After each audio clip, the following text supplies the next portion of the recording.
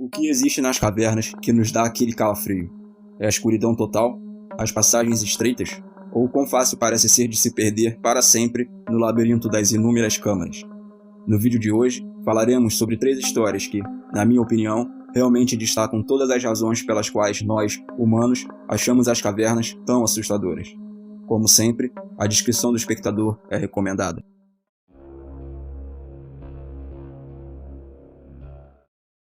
A 16 km ao sul de Bloomington, Indiana, está a 4ª maior caverna do estado, chamada Sullivan Cave. Com um comprimento total mapeado de quase 16 km, a caverna pertence e é administrada pela Karst Conservancy. E não é uma caverna turística comum, apesar de seu tamanho intrigante. Os grupos que desejam explorá-lo devem se inscrever para ter permissão de entrar e precisam contar com espeleólogos experientes ou avançados, devido ao seu alto grau de dificuldade. Devido ao seu tamanho também, os túneis não são iluminados naturalmente, e você deve ter todo o equipamento adequado, como lanternas e vestimentas, para explorar com segurança. Acredita-se que a caverna Sullivan é conhecida desde pelo menos o ano de 1800, devido a marcas e vestígios que foram encontrados em uma sala conhecida como Backbreaker. Essa sala é essencialmente apenas um túnel estreito, e tão baixo que você, para atravessá-lo, tem que rastejar através dele. Mas, apesar das passagens estreitas, esta caverna é realmente enorme. A maior sala da caverna é conhecida como Sala do Colosso, e esta enorme câmara tem 36,5 metros de altura e 61 metros de comprimento. Porém, em 1962, depois que uma boa área da caverna já havia sido mapeada, outros 610 metros de novas passagens foram descobertos em uma única expedição. Então, 4 meses depois, mais 2.438 metros foram descobertos, junto com 8 grandes novas câmaras. Infelizmente, ao longo dos anos, o vandalismo se tornou um problema. Então, no ano de 1990, um grande portão foi colocado na entrada da caverna. A partir de então, qualquer grupo aceito para explorar a caverna tinha que destrancar uma das portas no caminho e trancar a porta atrás deles, para garantir que ninguém mais pudesse entrar. Em 2017, Lucas, de 19 anos, ingressou no clube de espeleologia da Universidade de Indiana, porque achou que parecia uma maneira divertida de conhecer novas pessoas. Então, em setembro, o clube organizou uma visita à caverna Sullivan, que, apesar da dificuldade, era considerada boa para iniciantes, desde que tivessem um guia experiente junto. No dia 17, Lucas e outros 11 membros do clube, incluindo um membro da equipe, dirigiram-se ao estacionamento da caverna. Antes de saírem, Lucas tirou seu paletó e saiu do carro. Então, ele pegou uma bolsa com água e alguns lanches, e todos se dirigiram para a entrada. Eles chegaram ao portão por volta das 10h30 da manhã. Então, o funcionário destrancou o portão e todos os 12 membros entraram na caverna. A primeira coisa que fizeram foi dividir-se em 2 grupos, e depois partiram para uma exploração de quase 3 horas na extensão de túneis e câmaras. Na volta, quando chegaram à seção Backbreaker, Lucas não estava se divertindo em seu grupo. Então, em vez de permanecer junto, ele decidiu apressar o passo, na tentativa de alcançar o outro grupo, que agora estava avançando mais à frente de seu grupo que vinha atrás. Enquanto ele se movia rapidamente pelos túneis, ele confundiu uma abertura estreita que levava à saída, e acidentalmente se dirigiu para uma seção diferente. Ao perceber que cometeu um erro, decidiu esperar onde estava para não se perder ainda mais. Porém, depois de esperar cerca de meia hora, ninguém veio buscá-lo e ele não ouvia ninguém chamando seu nome. Com isso, ficando impaciente, ele procurou um pouco mais, até que encontrou algumas marcas no ar que pareciam apontar na direção da saída. Ele seguiu até que finalmente viu uma luz ao longe, que para sua sorte era a saída da caverna. Mas quando se aproximou, ele não viu mais ninguém.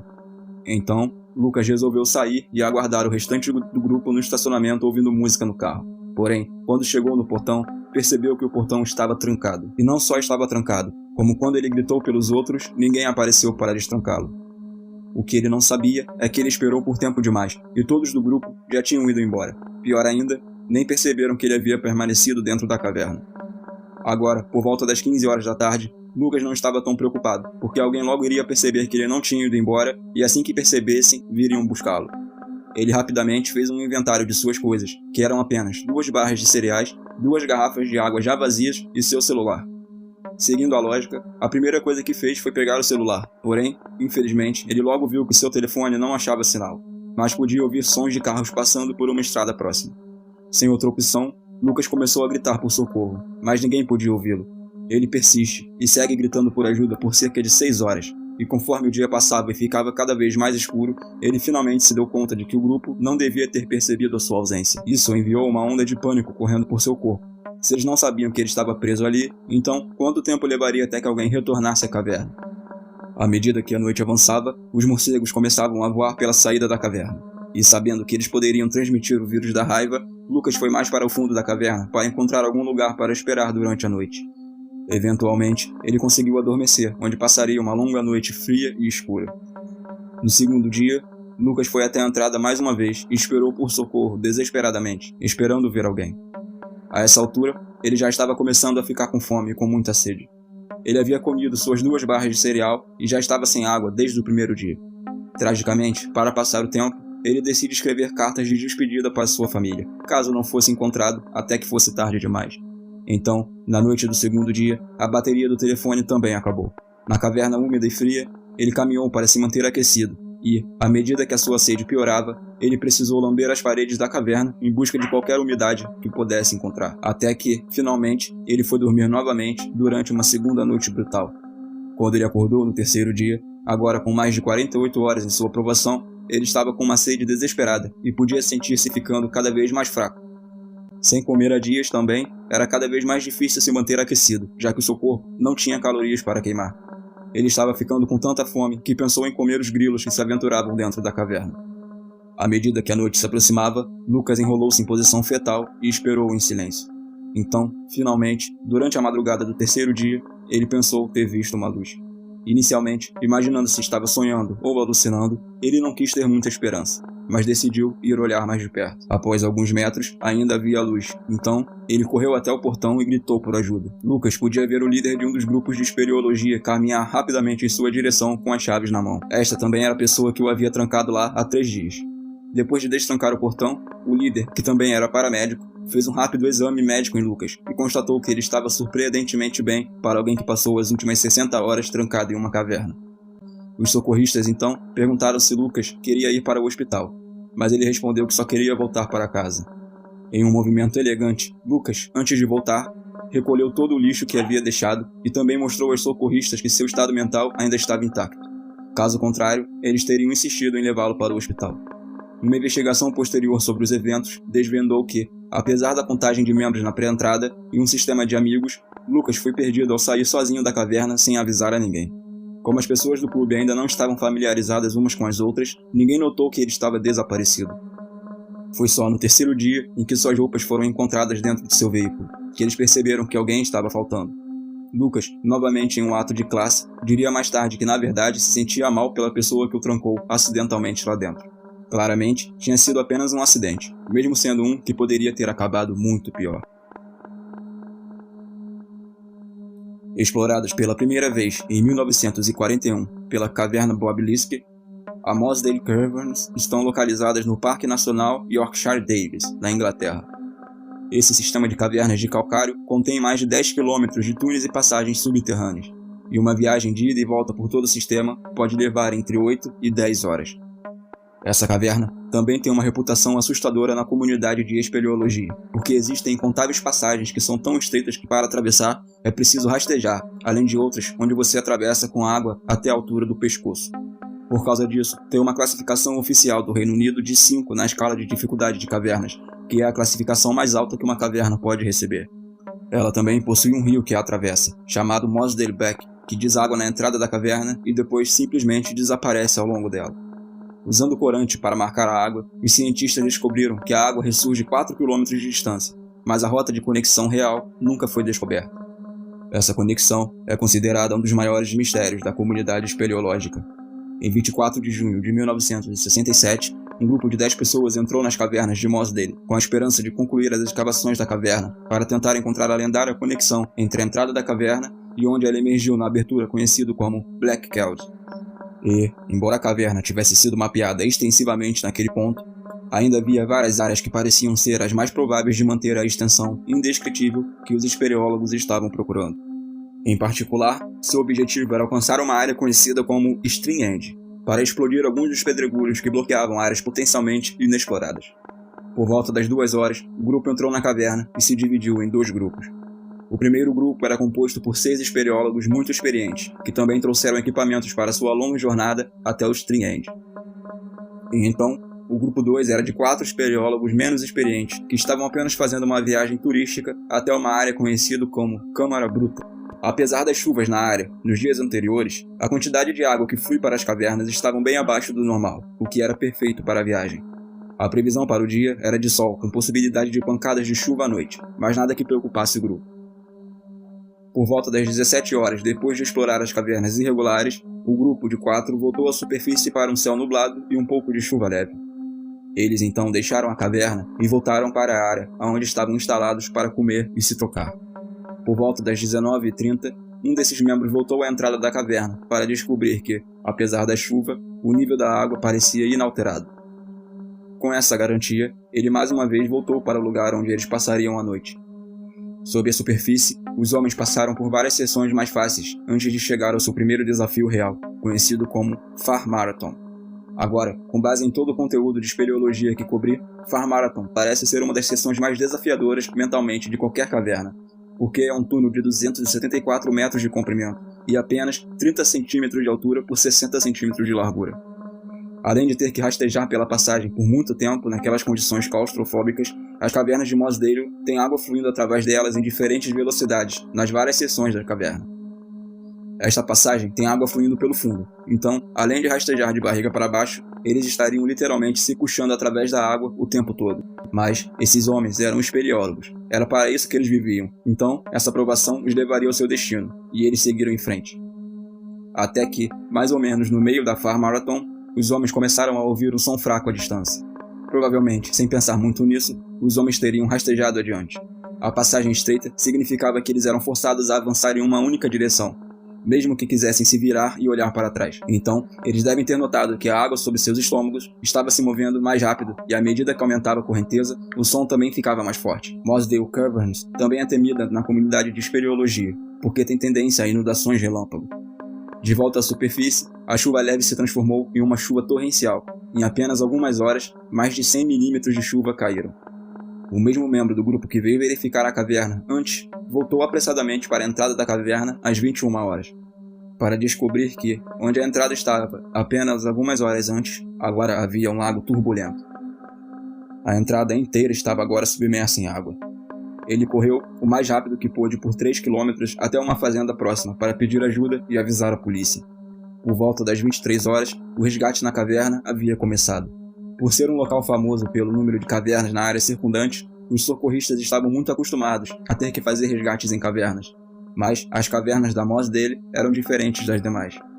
O tamanho do local e a vazão da água que flui para dentro dela significa que os socorristas locais não poderiam fazer isso sozinhos. Eles tiveram que ligar para uma organização de resgate de cavernas maior para obter ajuda. Em poucas horas, centenas de socorristas e outros voluntários estavam no local. Para interromper o fluxo de água, os socorristas tiveram que cavar uma enorme vala de desvio. Então, depois de desviar a água, eles tiveram que construir uma barragem para bloquear totalmente o fluxo. Na manhã seguinte, entre a barragem, vala de desvio e 19 bombas d'água, o nível da água começou a baixar. E, embora a barragem estivesse instável e precisasse de reparos constantes, uma equipe de buscas decidiu descer a caverna. Eles rastejaram com um misto de coragem e temor pela barragem instável, e encontraram sinais de inundação em todos os lugares ao longo da caverna. Eventualmente, eles alcançaram a Hope Chamber, e foram capazes de espiar por cima da borda e ver mais fundo na caverna. Horas antes, os homens rastejavam por ali o mais rápido que podiam. A água fluiu cada vez mais forte abaixo deles, até que finalmente tiveram dificuldade em manter a cabeça fora d'água. Eles tentaram freneticamente chegar ao final da Far Marathon, na esperança de uma passagem que lhes oferecesse refúgio das águas correntes. O líder do resgate era chamado John Ogden. Ele estava à frente do grupo e era o espeleólogo mais experiente entre eles. Reconhecendo a gravidade da situação e não vendo o fim do túnel à vista, ele encontrou uma rachadura no teto em que estavam e tentou subir por ela para sair da água, mas a rachadura era pequena demais. Não havia espaço para mais ninguém. E enquanto John se enfiava o máximo que podia pela fenda, ele provavelmente sabia que todos os 6 espeleólogos e seus amigos do grupo de resgate estavam se afogando a poucos metros abaixo dele. E, eventualmente, a fenda em que ele estava também se encheu de água e John sucumbiu ao mesmo destino dos outros. Horas depois, na Holt Chamber, quando os socorristas olharam mais fundo na caverna, eles viram que as passagens ainda estavam totalmente submersas. Já era tarde do dia 25 de junho, 24 horas desde que os 6 espeleólogos entraram na caverna e 12 horas desde que o resgate foi iniciado.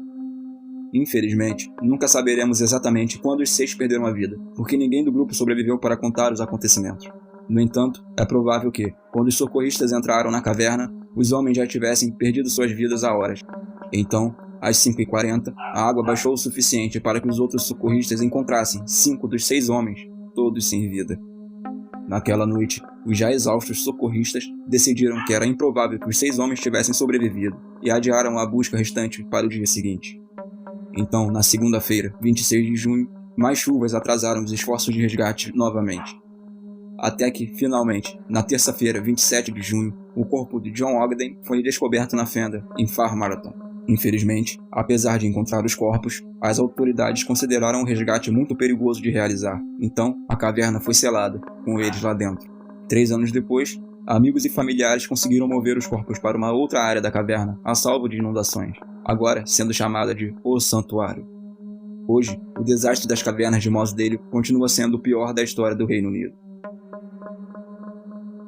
Gauteng é uma província da África do Sul conhecida por sua terra rica em minerais e responde por cerca de 1/4 da produção de minérios total do país. No final da década de 1890, mineradores de calcário em uma área a noroeste de Joanesburgo descobriram vários ossos que pareciam ser restos humanos.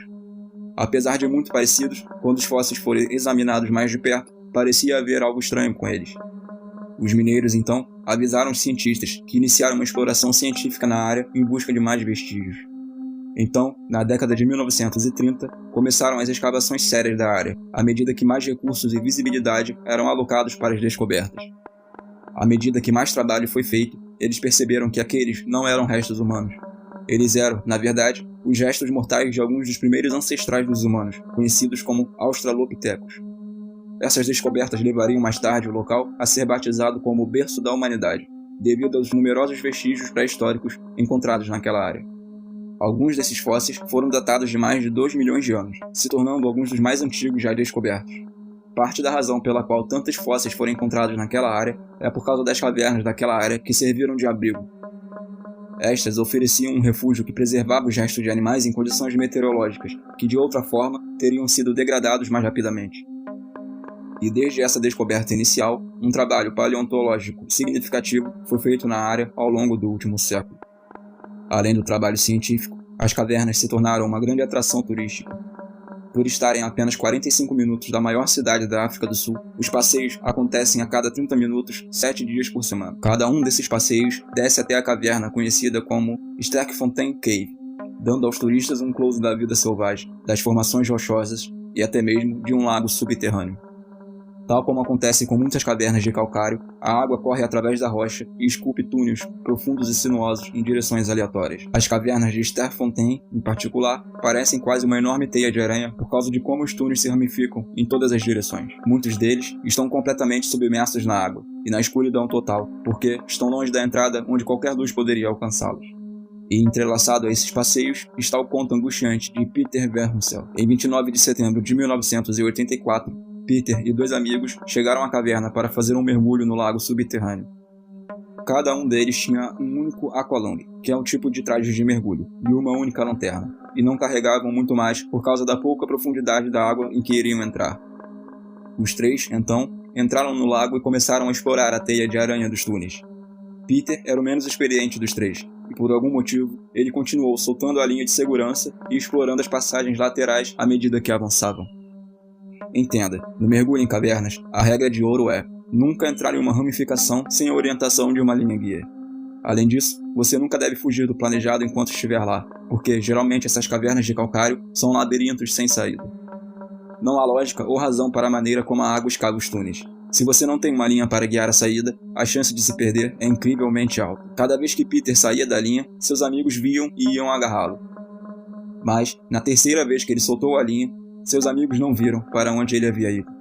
Surpresos com o sumiço de seu amigo, eles procuraram, mas não encontraram nenhum vestígio dele. Logo, não podendo ir muito longe da linha guia, eles tiveram que abandonar sua busca por ele e voltar para pedir ajuda. Enquanto isso, depois de explorar brevemente, Peter procurou o caminho de volta e percebeu que estava perdido.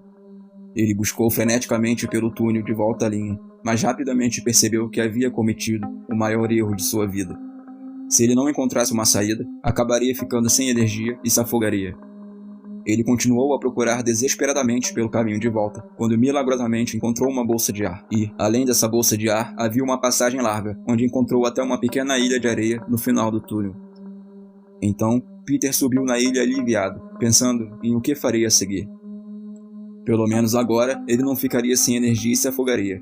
Mas como seu suprimento de ar era limitado, ele não tinha ideia de para onde ir, ele não podia retornar e procurar a linha guia. Então, teria que esperar até que a ajuda viesse buscá-lo. Mas, felizmente, seus amigos estavam na linha quando ele os viu pela última vez. Então, definitivamente iriam buscar as autoridades e pedir ajuda. Peter apenas tinha que esperar. E ele esperou. Ele esperou por um longo tempo, até se cansar. Quando estava cansado o suficiente, ele adormeceu durante a noite. Mas quando acordou, a ajuda ainda não havia chegado. Após isso, Peter esperou o dia seguinte inteiro e ainda assim, nenhuma ajuda veio. Depois, aguardou no dia seguinte. Então, uma semana inteira se passou enquanto Peter estava sentado, no fundo desta sala, nas profundezas da Terra. Enquanto isso, as autoridades vasculhavam os túneis, presumindo que Peter havia se afogado, sem saber da existência de um bolsão de ar no qual ele poderia sobreviver. Ele também não tinha como saber quanto tempo havia se passado, já que não tinha um ciclo de dia e noite no meio de tanta escuridão. Finalmente, semanas depois, uma luz penetrou na sala onde Peter jazia e começou a procurar na escuridão. Tragicamente, a luz moveu-se para a ilha onde encontraram o corpo de Peter deitado sobre algumas rochas. Apesar de se manter vivo bebendo a água das chuvas que fluíam pela caverna, após semanas sem comida, Peter sucumbiu à fome. Ao lado dele estava uma mensagem escrita na areia que dizia "Eu te amo", para sua esposa e sua mãe. A partir dessa mensagem, fica claro que em seus últimos dias, Peter sabia que o seu fim se aproximava. Uma autópsia realizada em seu corpo descobriu que ele pereceu aproximadamente 3 semanas depois de se perder. Nesse período, as equipes de resgate vasculharam 900 metros de passagem não mapeadas, sendo necessário que eles mapeassem enquanto avançavam para garantir que não se perderiam. Depois de não encontrar nada por semanas, a busca foi essencialmente cancelada quando descobriram uma pequena entrada perto da seção principal da caverna. Nesta nova entrada, havia uma outra série de passagens, onde eles encontraram algumas pegadas, imaginando poder ser de Peter durante a sua possível saída da caverna. Mas nenhum sinal dele foi encontrado por sua família, nem em hospitais, nem em lugar nenhum. Então, 6 semanas depois do dia em que Peter desapareceu, seu corpo foi encontrado. Ainda mais tragicamente, as equipes de busca e resgate descobririam que passaram a menos de 30 metros de onde ele estava em várias ocasiões. Infelizmente, nenhuma das partes ouviu os chamados da outra através da rocha sólida. Até que, finalmente, ele faleceu sozinho no escuro. Até hoje, ele é a única pessoa que perdeu a vida nas cavernas de Sterkfontein.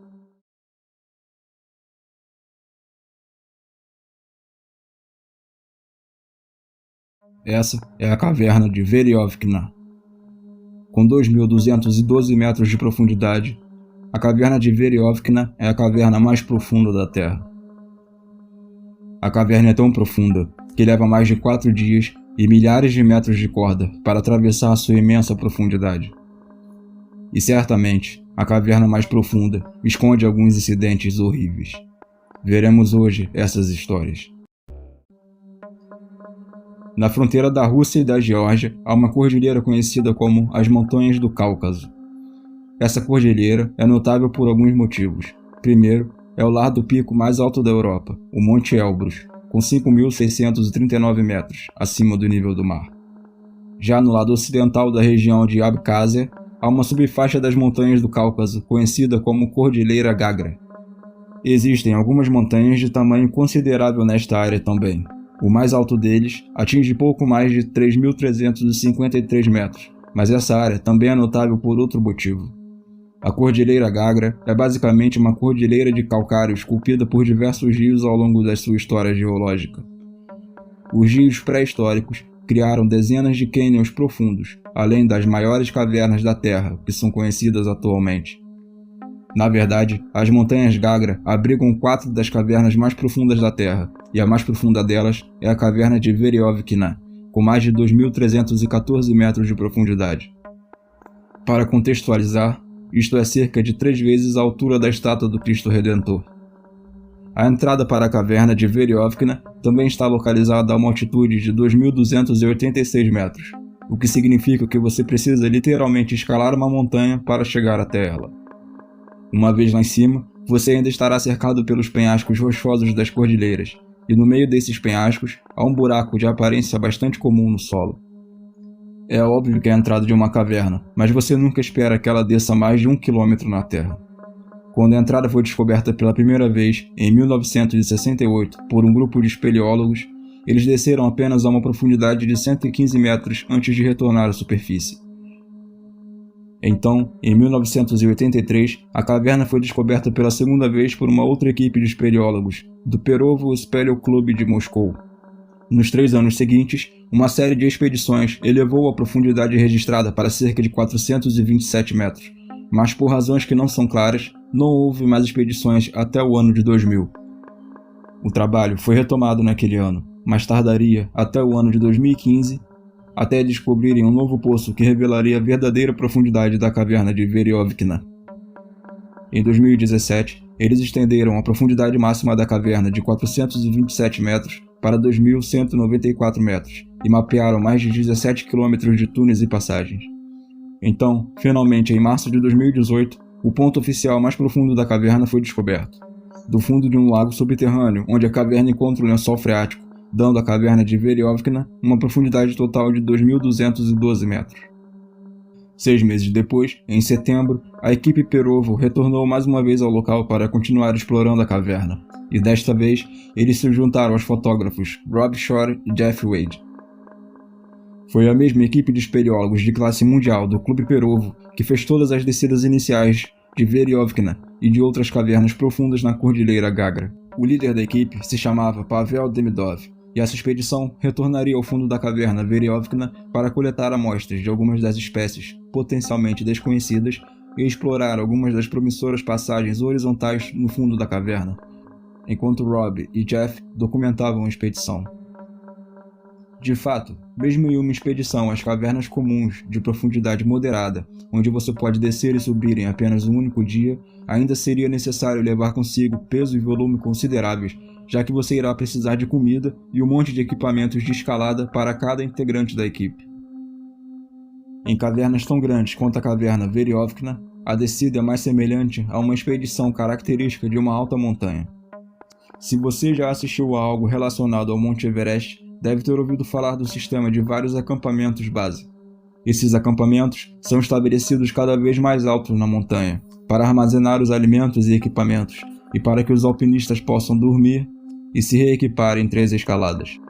Para expedições de vários dias em uma montanha ou em uma caverna profunda o suficiente, a quantidade de equipamentos torna-se impossível de transportar tudo de uma só vez. As pessoas têm que subir e descer com antecedência para transportar lote após lote de equipamento necessário para garantir uma tentativa segura, e a caverna Veriovkina não é diferente.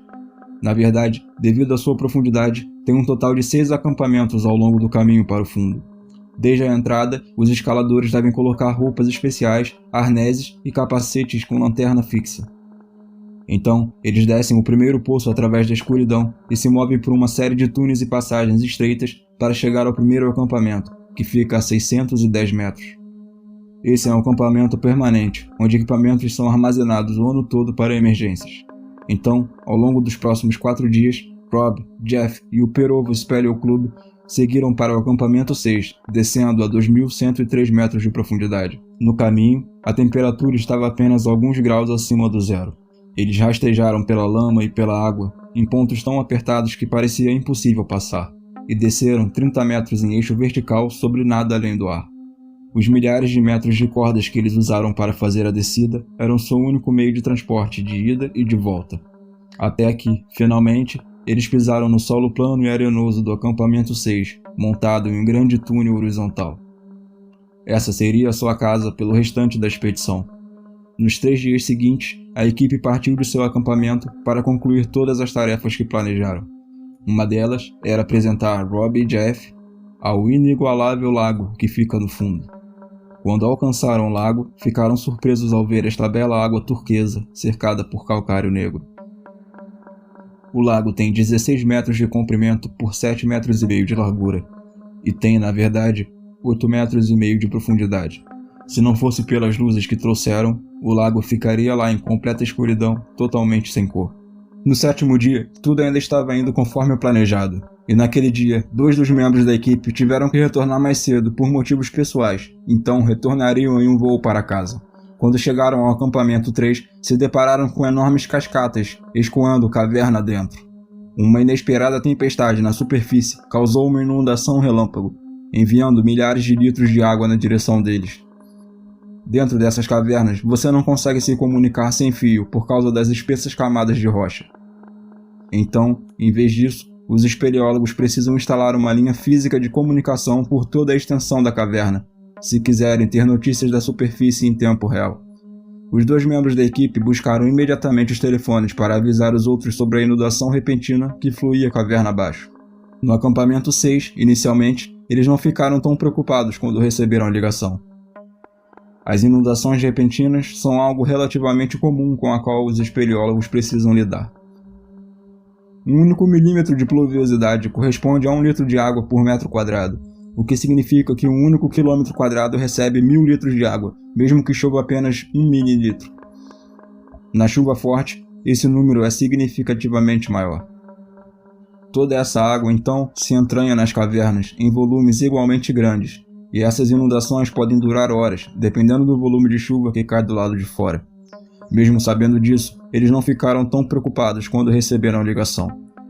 O Grupo Perovo é de classe mundial, e seu plano era monitorar o nível da água e planejar os próximos passos de acordo com as exigências. O acampamento 6 também foi montado fora do eixo vertical principal, no que parecia ser uma área longe do fluxo de água. Também estava a 2.103 metros, enquanto a profundidade total era superior a 7.200 metros. Para que a água os alcançasse no acampamento, seria necessário preencher 91 metros de passagens abaixo deles antes de alcançá-los. Cerca de meia hora depois de receberem a ligação, puderam ouvir os primeiros sons de água, que se tornavam mais altos a cada minuto. Inicialmente, como um leve estrondo que crescia lentamente, como um trem se aproximando. No momento que o fluxo de água estava prestes a alcançar o acampamento, o som já era tão alto que era quase ensurdecedor. A caverna inteira tremeu como se um terremoto constante estivesse acontecendo. Rob tinha acabado de começar o café da manhã, quando o barulho realmente começou. Ele e os outros saíram correndo de suas barracas para ver a tempestade que se aproximava. Quando viraram as lanternas para o poço vertical, uma imensa lâmina d'água caiu pelas passagens bem ao lado deles. Rob ficou lá, com a boca aberta, e quase derrubou a comida que estava segurando. Não tão experiente quanto os outros membros da equipe Perovo, Rob estava realmente preocupado com o volume e a velocidade que a água entrava. Porém, lembrou-se de que o local que eles acampavam estava completamente seco, então ele tentou manter a calma como seus camaradas russos. Após 2 horas, a inundação não dava sinais de que iria parar, e um dos membros da equipe notou um som gorgolejante vindo de um pequeno buraco perto da barraca.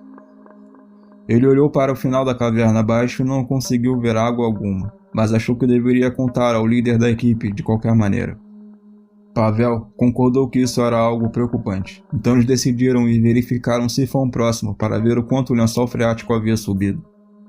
Eles voltaram cerca de 5 minutos depois e olharam para o fundo novamente. Dessa vez, eles não apenas conseguiam ver a água, como também era perceptível que ela subia tão rápido que criava ondas que batiam contra as paredes da caverna, assim como ocorre em um mar tempestuoso. O membro da equipe olhou para Rob e Rob sentiu seu rosto se tornar completamente branco. Imediatamente, ele soube que isso significava que eles corriam risco e precisavam sair de lá e sair imediatamente. Com o som da água ainda ensurdecedor, o inferno começou no acampamento. Ninguém esperava ir embora naquele dia, mas agora todos estavam correndo e empacotando seus equipamentos essenciais para o retorno seguro. Rob e Jeff vestiram seus trajes de látex sobre a camada de base de lã. Depois disso, eles vestiram suas conchas e arreios de nylon resistentes à abrasão. Rob então tomou a difícil decisão de abandonar todo o seu valioso equipamento de filmagens, além dos itens pessoais. Literalmente quase $100 mil de equipamentos na época. Ele sabia que não podia correr o risco de ser atrasado pelos pesos extras, e sabia que isso poderia lhe custar a vida, ou pior, custar a vida de um dos seus companheiros de equipe, que também abandonaram seus pertences. Ele tirou todos os cartões de memória das câmeras, colocou-os em um saco Ziploc e os guardou em seu traje de látex. Ao menos, pensou ele, conseguiria salvar todas as centenas de fotos que havia tirado durante os dias anteriores de exploração. Com isso, ele gritou para os outros que ele e Jeff estavam prontos e começariam a sessão imediatamente, dizendo para que eles se reunissem e subissem logo em seguida. Então, partiram em eixo vertical para fora do acampamento 6, que a essa altura inundava ainda mais rapidamente. Essa seria a última interação que eles teriam com os membros da equipe russa no acampamento 6. Os demais membros da equipe Perov decidiram que esperariam pelo líder da equipe Pavel antes de iniciar a subida. Enquanto Rob e Jeff avançavam pelas cordas verticais, chegaram a uma travessia estreita, similar a uma ponte que passava rente por uma das paredes. Antes da inundação, a câmara ao lado da ponte tinha 18 metros de profundidade e 7,5 metros de largura, acima de nada além de ar. Agora, a câmara estava completamente inundada, quase subindo pela lateral da ponte. No final desta travessia estreita, onde terminam as cordas verticais, estava a nascente do fluxo que deságua na gruta. Rob entrou na cachoeira gelada e prendeu seus ascensores na nova corda. Então, ele abaixou a cabeça, respirou fundo e começou a subir enquanto a água o golpeava de cima. A água estava caindo com tanta força que parecia sólida e o estava esmagando e sufocando. Sentiu literalmente como se sua cabeça estivesse sendo comprimida em seus ombros. Felizmente, ele percebeu que ao dobrar o queixo junto ao corpo, permitia que a água escorresse ao redor de seu capacete, criando uma pequena bolsa de ar que o permitia respirar.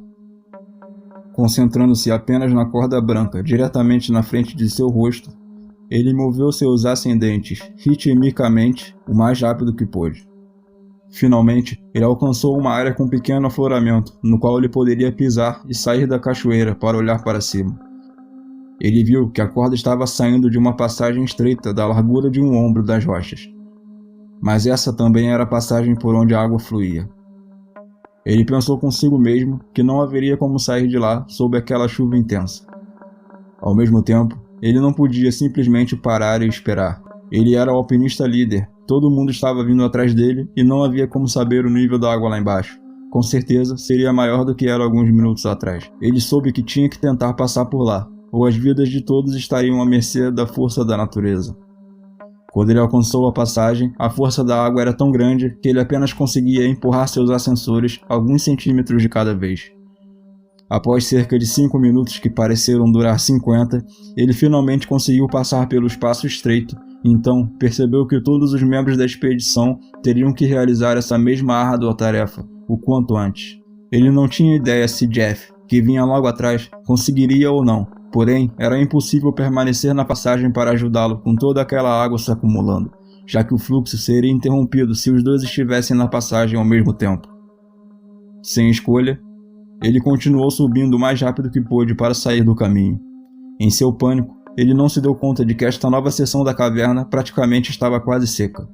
A água fluiu por um caminho diferente para a passagem, então ele estava relativamente seguro ali. Mas, como ele estava tão cheio de adrenalina, continuou subindo sem descanso para salvar sua vida, o mais rápido e o mais alto que podia. Ele só percebeu o que estava fazendo quando Jeff sinalizou com a lanterna, fazendo ele diminuir a velocidade. Saindo dessa situação, ele parou e esperou que Jeff o alcançasse antes de continuar. Quando Jeff o alcançou, viu que o seu rosto estava branco, seus olhos estavam arregalados, mas exclamou que pelo menos estavam vivos. Os dois se perguntaram se o mesmo poderia ser dito sobre a equipe Perov lá embaixo. Rob e Jeff finalmente chegaram ao acampamento 5, a 1.900 metros, onde aguardaram, na esperança de ver os russos subindo pela corda a qualquer minuto. Enquanto a caverna continuava a tremer ao redor deles, eles olhavam para baixo na borda do abismo. Milagrosamente, lá embaixo, eles viram uma única lanterna subindo lentamente pelo poço. Quando a luz finalmente estava perto o suficiente, eles puderam identificar de que se tratava de Andrei. Depois que ele alcançou o acampamento, eles o questionaram se ele tinha visto o resto do grupo, mas ele apenas balançou a cabeça negativamente em silêncio. Os três permaneceram ali sentados, imaginando o pior cenário. Lá embaixo, quando Pavel voltou do sifão, a ponte que Rob e Jeff atravessaram agora estava completamente submersa. O restante dos membros da equipe tiveram que nadar para alcançar as cordas verticais. O último a nadar foi Pavel, e enquanto ele saía, a câmara se tornou um vórtice rodopiante. Toda a água drenada para dentro da caverna se transformou em um rodomoinho gigante. Quando ele passou por isso, ele girou e teve que nadar muito rápido para chegar até a corda. No momento em que estavam subindo, todas as passagens mais profundas estavam completamente submersas. Então, 15 minutos depois que Andrei emergiu, mais 5 luzes puderam ser vistas subindo pelo poço. Um a um, todos os membros restantes da equipe Perovo subiram para o acampamento 5. Rob assistiu à ascensão da passagem inundada e não podia acreditar o quão fortes e capazes eles eram. Um membro da equipe carregava até um fogão e 4 sacos de dormir presos ao arnês. Ele pensou consigo mesmo como estava feliz por ele e Jeff terem sido os primeiros a subir. Se eles tivessem subido por último, provavelmente não teriam sobrevivido. E então, quando subiram ao acampamento, rapidamente prepararam uma barraca e estavam tomando café e rindo de toda a aprovação. Rob, por outro lado, ainda estava completamente assustado. Por horas ele se recusou a tirar o equipamento e continuou olhando para baixo do abismo para ver se a água ainda estava subindo. 61 metros acima deles havia uma passagem horizontal que eles precisavam passar para subir mais na caverna. Normalmente, já estaria com metade inundada e você tem que rastejar por ela, com toda a inundação que estava completamente cheia d'água. Enquanto a inundação continuasse, eles ficariam presos e só podiam esperar que a água não continuasse a subir. Pavel concordou com Rob para que todos esperassem ali até de manhã, dando tempo para a água escoar. Então, ao longo das próximas 16 horas no acampamento, o rugido da água diminuiu lentamente. O fluxo de inundação durou um total de 20 horas e foi resultado de uma semana de chuvas, seguidas por uma tempestade severa. A semana de chuva saturara completamente o solo. Então, quando a tempestade aconteceu, a água infiltrou implacavelmente na caverna Veriovkina. Mais tarde, eles souberam por um motorista de táxi que as gotas de chuva da tempestade eram do tamanho de moedas. Na verdade, essa foi uma boa experiência de aprendizado para a equipe. Anteriormente, eles operavam sob a suposição de que a caverna inundava apenas no inverno. Após a expedição, foram elaborados planos para melhorar o monitoramento da superfície para monitorar a chuva. Um novo acampamento foi instalado nas câmaras inferiores para fornecer outro ponto de fuga em caso de inundação. E apesar dessa expedição ter sido interrompida, eles haviam completado essencialmente tudo o que haviam planejado fazer. Novas passagens foram exploradas e mapeadas, novos tipos de caverna foram amostradas e, embora o equipamento de filmagem tenha sido destruído, todas as imagens foram preservadas. Mas esse não seria o último incidente a ocorrer na caverna Veriovkina. 2 anos depois, em novembro de 2020, algumas pessoas que exploravam a área notaram uma corda presa na entrada da caverna. Isso, normalmente, é um grande problema no mundo da espeleologia, porque qualquer visitante pode acessar a caverna e potencialmente se machucar ou se perder se não estiver preparado. 8 meses depois, em 4 de agosto de 2021, a mesma equipe de Perovo voltou para continuar seu trabalho na caverna Veriovkina. Eles desceram pela caverna como haviam feito 3 anos antes, mas desta vez, a 396 metros de profundidade, eles encontraram um par de crampons e uma picareta de gelo. Isso significava que alguém havia entrado e explorado a caverna. Eles continuaram mais adiante, até o acampamento permanente a 610 metros, e ao segundo acampamento, a 975 metros. Então, todo o caminho a 1.100 metros. No meio do caminho para a caverna mais profunda da Terra, eles encontraram o corpo decomposto de um homem. Ele vestia macacão camuflado, botas de rastreamento, capacete, tinha 2 celulares e ainda estava preso à corda que havia usado para descer na caverna. Pela aparência da decomposição, ele estava lá há meses. Embora ele não tivesse nenhuma identidade quando foi encontrado, as autoridades conseguiram identificar o homem como Sergei Kozeev, de 37 anos, usando o banco de dados de pessoas desaparecidas. Então, usando as informações de celulares encontrados com ele, eles conseguiram descobrir o que aconteceu que levou à sua morte. Sergei morava na cidade de Sochi, na Rússia, a leste da fronteira russa com a Geórgia e a cerca de 2 horas da entrada da caverna Veriovkina. Ele era um ávido homem do ar livre e frequentemente fazia expedições solo para explorar a natureza. Em 1º de novembro de 2020, ele se despediu de sua família como sempre fazia, quando fazia uma dessas expedições solo, e partiu para as montanhas de Gagra. Ele também não disse a eles para onde estava indo, apesar de estar indo para um local onde menos pessoas haviam pisado do que a Estação Espacial Internacional. Com base nos documentos e capturas de tela encontrados em seu telefone, parece que Sergei passou quase 1 ano planejando essa viagem. Ele imprimiu mapas e materiais das expedições feitas pela equipe Perovo, especificamente para explorar a caverna. Primeiro, ele subiu as montanhas até a entrada da caverna, usando seus crampons e picareta. Depois, ele fixou uma corda na abertura e desceu para a escuridão da caverna Veriofkina. Usando as informações que obteve da equipe Perovo, ele transportou todo o seu equipamento em 3 bolsas de transporte pelos túneis e passagens estreitas. Então, usando um descensor de treliça, ele viajou pelos maciços poços verticais, conseguindo chegar ao primeiro acampamento e, em seguida, deixou alguns dos equipamentos descobertos posteriormente pela equipe Perovo e então procedeu diretamente para o segundo acampamento. Foi possível inferir a partir dos excrementos encontrados no local que ele viveu no segundo acampamento por cerca de 1 semana, antes de descer ainda mais fundo na caverna. A partir do segundo acampamento, as coisas ficaram mais desafiadoras.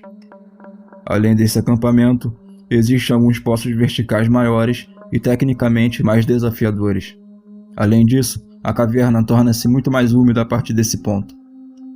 Como qualquer espeleólogo sabe, portar o equipamento adequado é crucial nessas situações.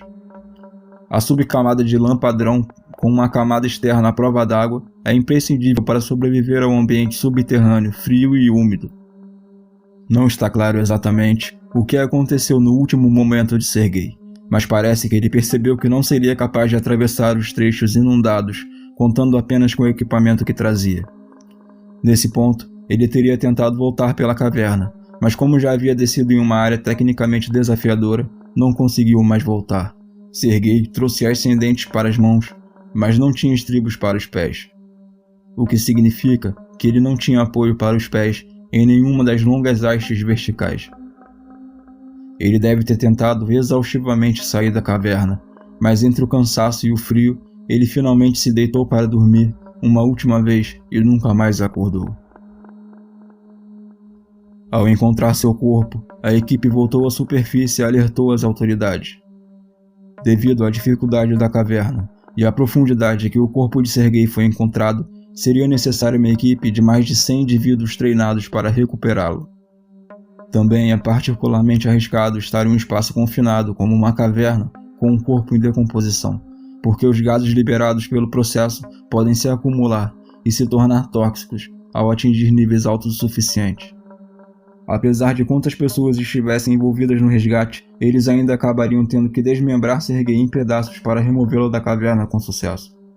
Após sua recuperação, seu corpo foi finalmente devolvido para sua esposa e filhos em Sochi. Por enquanto, a caverna Veriofkina é a caverna mais profunda da Terra. Mas a Terra é um lugar grande e as cavernas não são tão facilmente visíveis quanto são as altas montanhas. A caverna Veriofkina só foi coroada como a mais profunda da Terra em 2018. Resta saber se ela manterá seu lugar como a mais profunda da Terra.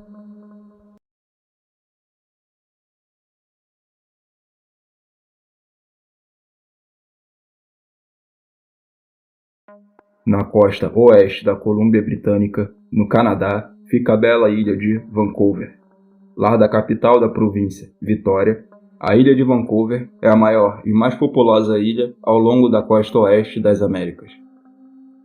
6 homens estavam explorando a Cascade Cave de 91 metros de profundidade na ilha de Vancouver quando algo deu terrivelmente errado.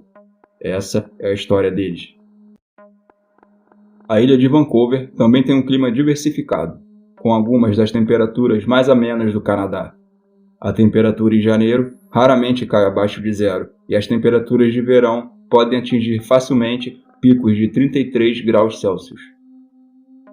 O interior da ilha também possui montanhas significativas, semelhantes às típicas do restante do noroeste do Pacífico, e como resultado, existem grandes diferenças nas quantidades de precipitação em toda a ilha. No interior da ilha, em um ano, pode chover cerca de 6.650 milímetros, que é o máximo em toda a América do Norte, enquanto a ponta leste, na sombra da montanha, chove apenas cerca de 610 milímetros anualmente. Além disso, a maior parte dessa chuva cai durante os meses de inverno, enquanto a precipitação durante o verão equivale a menos de 1/5 da chuva durante o inverno. E se você já esteve no noroeste do Pacífico, provavelmente está familiarizado com os meses chuvosos da região. Nossa história de hoje começa na manhã do dia 5 de dezembro de 2015, quando Jason se despediu de sua esposa, Caroline, ainda no escuro. Naquele dia, ele estaria viajando 129 quilômetros a noroeste de sua casa, na cidade de Duncan, na ilha de Vancouver, para explorar uma caverna juntamente com 5 amigos. Ele saiu de casa naquela manhã, enquanto a chuva caía constantemente, como acontece na maioria dos meses de inverno no noroeste do Pacífico. Jason estava preparado para o tempo úmido, não apenas durante a viagem até lá, mas também para as condições dentro da caverna. Calçava botas longas de borracha, meias de neoprene, 3 camisas, macacão e uma jaqueta impermeável. Ele também comprou recentemente um capacete com lanterna fixa, apenas para esta ocasião. Até este dia, Jason tinha feito apenas 4 expedições a cavernas, e a caverna para a qual ele iria naquele dia seria mais desafiadora até então. Perto da cidade de Port Alberni, há uma caverna conhecida como Cascade Cave. Ela é perigosa o suficiente para que haja um portão trancado cobrindo a abertura, e a chave desse portão seja dada apenas a grupos que assinam renúncias, indicando que entendem os riscos em explorar esse sistema de cavernas. Além disso, a localização da caverna é mantida em segredo dentro da comunidade espeleológica, para garantir que as pessoas curiosas não se machuquem ao se aventurarem ou vandalizem as formações geológicas dentro dela. O interior da Cascade Cave tem cerca de 1,5 km de comprimento e desce a 103 metros abaixo da superfície da Terra. Também está cheio de túneis incrivelmente apertados e sinuosos, por onde mal pode passar um adulto por vez. Depois de sair de casa naquela manhã, Jason se encontrou com seus amigos, Andrew e Adam, que eram paramédicos, e Zack, que era chefe de cozinha e bombeiro voluntário. Juntos, eles foram de carro até Port Alberni, onde pegaram a chave da escotilha com a administração do parque, e se encontraram com mais 2 amigos, Matt e Taylor, ambos programadores de computador. Jason era o mais velho do grupo, com 43 anos, porém também era o espeleólogo menos experiente entre eles. Foi seu amigo Andrew quem apresentou Jason ao esporte, e se havia alguém que ele gostaria que fosse seu professor, esse era Andrew. Ele não era apenas um espeleólogo especialista, mas também trabalhou durante anos como guia em cavernas, uma combinação perfeita para explorações. Seu trabalho como paramédico também o tornava inestimável, caso algo desse errado durante a descida.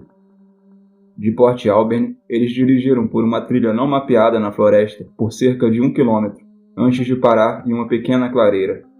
Depois de estacionar, eles fizeram um inventário de todo o equipamento de escalada, que incluía cordas, arreios, mosquetões e uma pequena escada que usariam para descer até a abertura da caverna.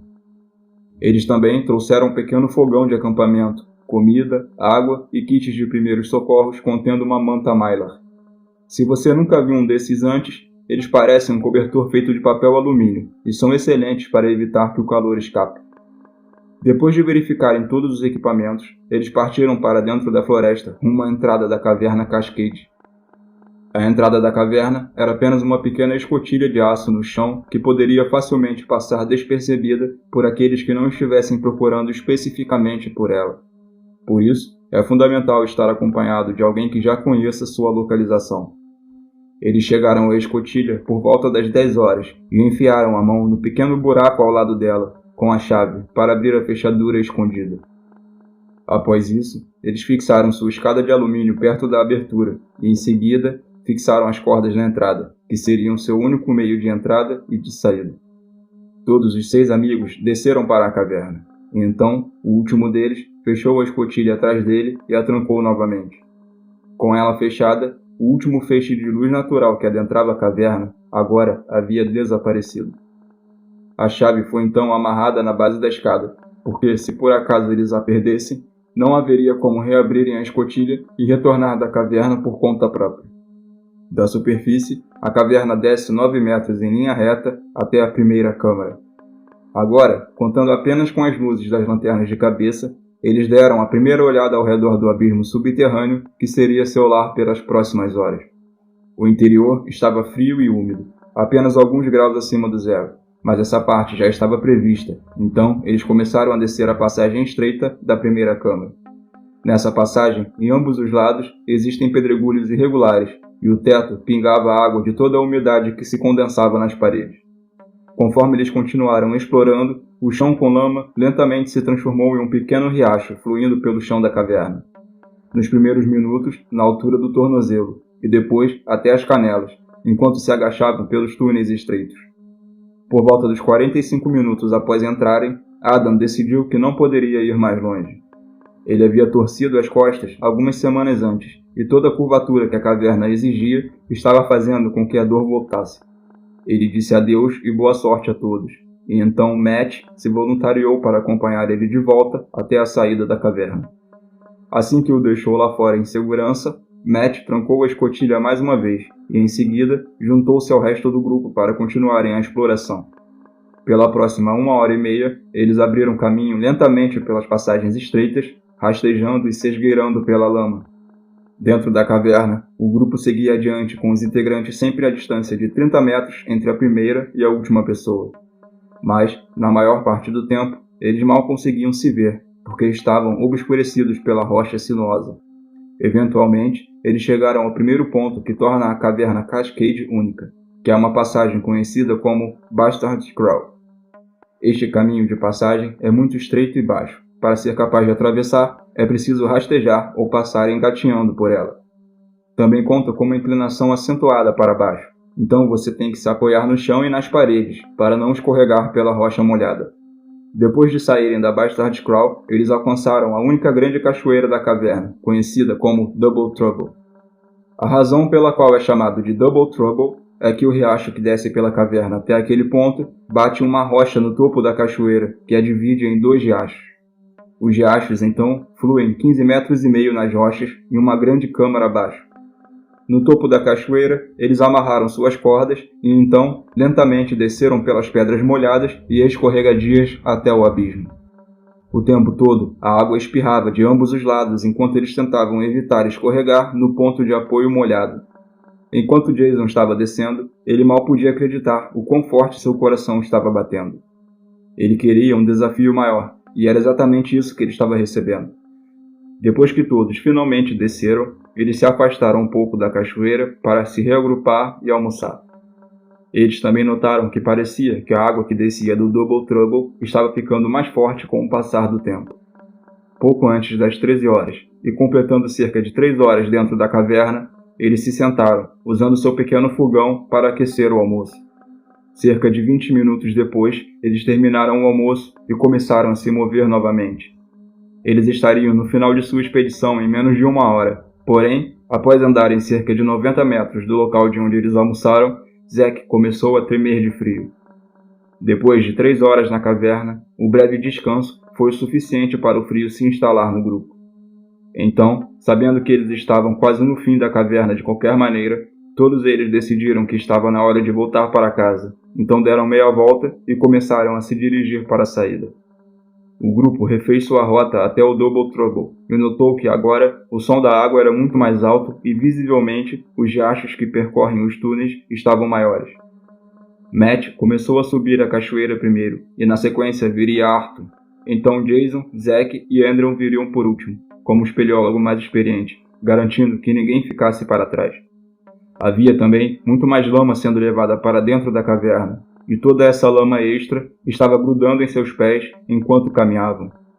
A subida é sempre muito mais lenta do que a descida, e com a força da água que corria agora, era ainda mais difícil encontrar pontos de apoio na rocha.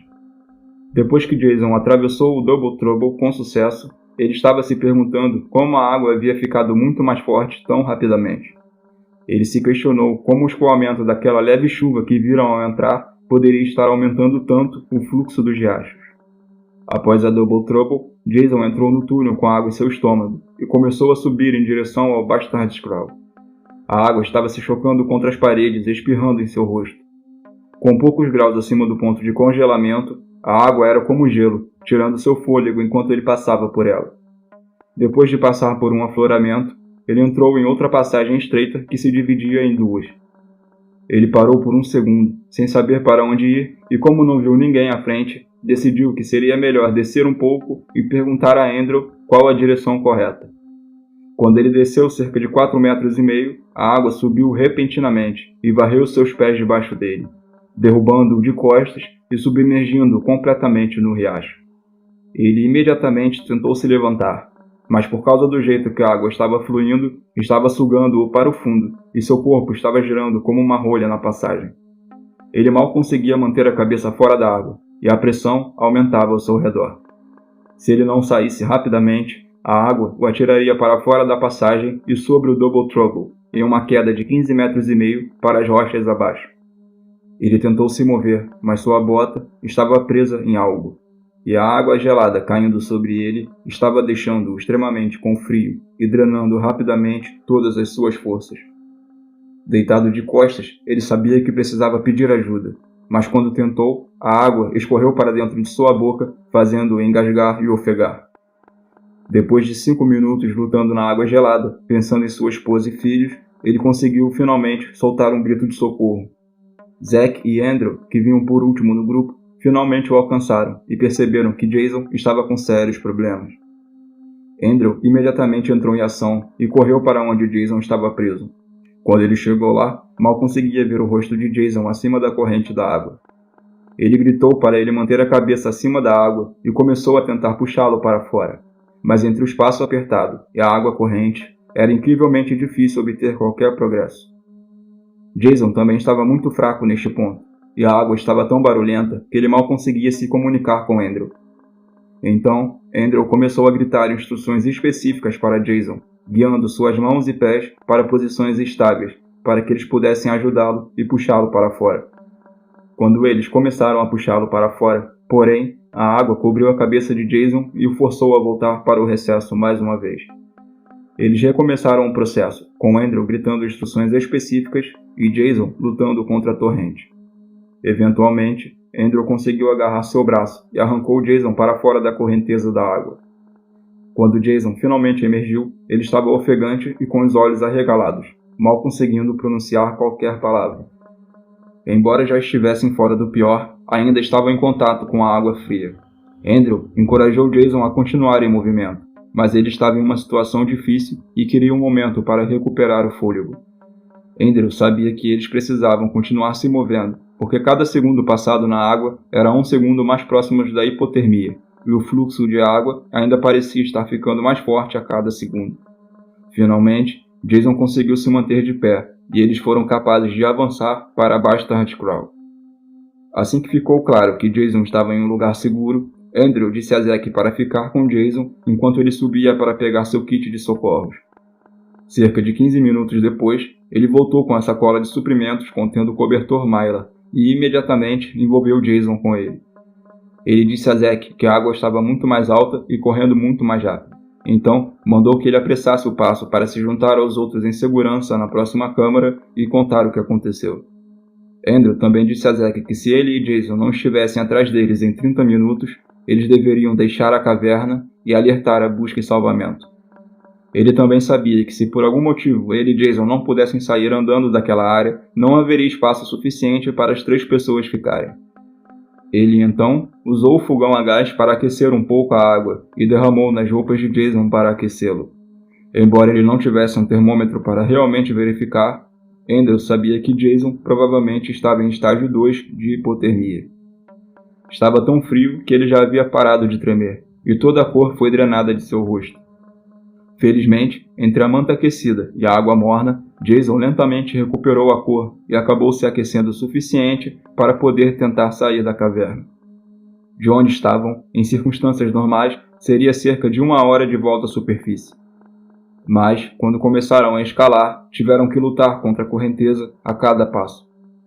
A seção final da Bastard Crawl tinha apenas um espaço de 10 centímetros entre o nível da água e o teto. Isso significava que eles não seriam capazes de rastejar por ela e manter a cabeça fora d'água. Com isso, Andrew sabia que eles tinham que voltar e esperar até que as condições melhorassem, ao mesmo tempo em que esperava que a água não subisse ainda mais e os submergisse totalmente na caverna. Depois de descer um pouco, eles encontraram uma saliência quase seca, projetando-se em um ângulo de 45 graus, com espaço suficiente para os dois se sentarem. O riacho que atravessava a caverna borrifava a saliência na borda externa, e, portanto, Andrew mandou Jason ir para o outro lado para se manter seco. Andrew, então, se apoiou na borda também e se acomodou para a longa espera. cavernas subterrâneas podem ter pequenos microclimas diferentes das condições na superfície. Dentro da caverna Cascade, a torrente de água corria tão rápido que estava realmente criando ventos na borda, e, eventualmente, a água havia subido tanto que estava a apenas alguns metros de onde eles estavam sentados. Já eram 18 horas e ainda havia 60 metros de subida. Com toda a chuva já seria difícil subir estando sozinho, e mais difícil ainda tendo que ajudar Jason enrolado sobre o cobertor de Myla. Também já se passaram 3 horas desde que Zack subiu e eles não tinham como saber se seus amigos realmente conseguiram ou não sair da caverna. Andrew sabia que era possível que o resto da caverna tivesse sido bloqueado pela água, ou alguém do grupo tenha ficado preso ou ferido, e era possível que ninguém tenha conseguido sair e nenhuma ajuda esteja a caminho. Porém, felizmente, o resto do grupo conseguiu sair da caverna, e, após dirigir por algum tempo buscando sinal nos celulares, eles finalmente conseguiram contatar as equipes de busca e resgate às 21 horas. As equipes chegaram ao local cerca de 45 minutos depois, e entraram imediatamente na caverna para tentar alcançar os homens presos. Mas o nível da água estava muito alto, e a correnteza se movia rápido demais. Eles só podiam esperar, torcendo para que a água não estivesse enchendo totalmente a caverna e que os 2 homens tivessem encontrado algum tipo de abrigo mais fundo na caverna. Dentro da caverna, Jason e Andrew mantiveram suas lanternas desligadas para economizar as baterias. Então, ficaram sentados na escuridão total, imaginando se alguém viria para ajudá-los a tempo. As horas se passaram e a água lentamente subia cada vez mais. Eles não conseguiam dormir, porque o ângulo de 45 graus em que estavam significaria que se não se concentrassem em manter o equilíbrio, escorregariam da borda e cairiam na água fria. Ao longo da noite, Andrew se comunicava com Jason a cada 20 minutos para garantir que ele não desmaiaria. E então, finalmente, às 5 horas da manhã, a água pareceu ter começado a baixar. Eles esperaram um pouco mais para se certificar de que era seguro, e então fizeram outra tentativa de sair. Depois de ficarem sentados exatamente na mesma posição por 12 horas e sem dormir, foi incrivelmente difícil se mexer novamente. Ao longo de 90 minutos, rastejando ou engatinhando e atravessando pontos com o nível da água até o peito, eles finalmente chegaram perto o suficiente da saída para ver algumas luzes fracas à distância. Eles chamaram os socorristas, e um dos socorristas gritou de volta para eles: "Eu amo vocês!", em puro alívio ao ver os 2 homens sãos e agora salvos. Depois de quase 24 horas presos na caverna Cascade, eles prenderam seus arreios na corda de segurança e subiram lentamente a escada de alumínio em direção à superfície.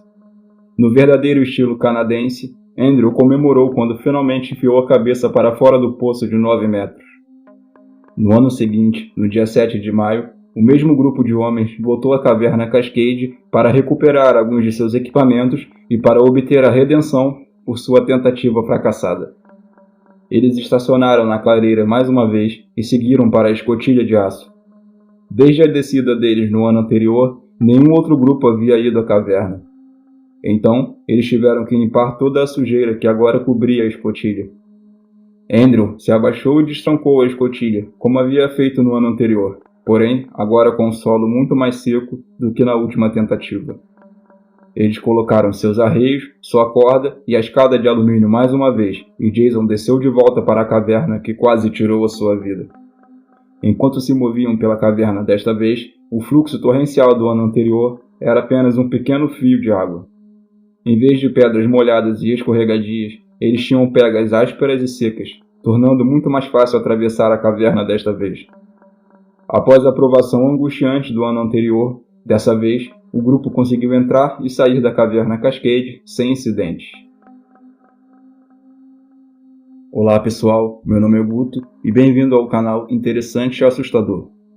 Para quem chegou até aqui, muito obrigado por assistir. Se você gostou desse vídeo, talvez queira conferir os outros vídeos da playlist Exploração em Caverna. Também vou colocar na descrição do vídeo real deste incidente. Andrew levava consigo uma GoPro em seu capacete, portanto, o resgate foi capturado pela câmera. O vídeo da correnteza de água que Jason estava preso é angustiante para dizer o mínimo. Se você gosta desse tipo de conteúdo, eu realmente agradeceria se você deixasse um like e se inscrevesse. Nosso canal é novo e muitas pessoas que assistem os vídeos ainda não são inscritos. Isso faz com que o algoritmo do YouTube não divulgue os nossos vídeos semanais. Além disso, Nosso canal ainda está em fase de criação, então precisamos do apoio de vocês para não sermos submergidos pela correnteza de vídeos curtos e virais que o YouTube está priorizando. De qualquer forma, muito obrigado por assistir, espero vê-lo no próximo.